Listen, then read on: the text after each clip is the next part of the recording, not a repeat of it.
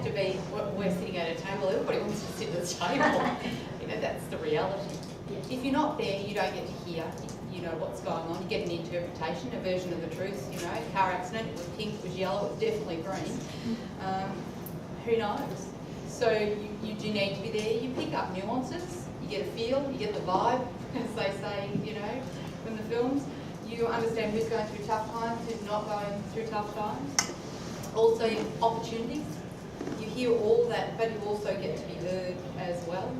And I think that if you're getting to, whether it's C-suite or whatever the title, because I'm not really big fussed on titles, but you've earned your right to be there.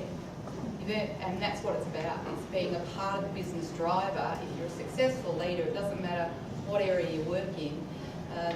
And I don't think that people in technology should be just linking with marketing. I think they're the latest people, but I think HR, I think everyone you should be liaising, and certainly, you know, I head up lots of areas in operations and we pull them all together. And I was just saying, you know, recently my direct reports, they get to invite a celebrity guest, and the other day we had a cloud person and we had marketing, HR, finance in there, and they left with Cloud Ninja, you know, stickers, quite happy that they understood what a cloud was now and that we pretty much had one, because they understood it a bit better. So I do think you need to be at the table, you need to be heard, and be a part of that successful business. If you look at the examples around you, if you look at the 4 big banks that we're all aware of, I used to go to Commonwealth Bank. I've had an account with them since 1990s, early 1990s.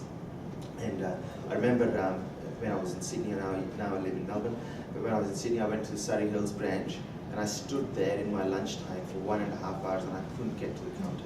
It's just very, very difficult. Now you go Commonwealth Bank, the NetApp is just fantastic, and everything Commonwealth Bank has done in terms of innovation is so good, coming from a large organisation, which typically we think can't innovate, but they have changed that. And Michael Hart, who was the previous CIO, has done such a good job. He was at the executive table. He reported to Ian Rev directly, and before that, the previous CEO. Ian Rev himself has a technology background, and you can really see that Commonwealth Bank, even though it's a bank, but their technology has really powered them ahead. If you look at the other 3 banks, any one of them, they haven't done a good job anywhere close to Commonwealth Bank.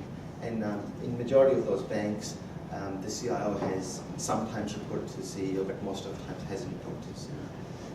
So yeah, there's lots of other examples like that.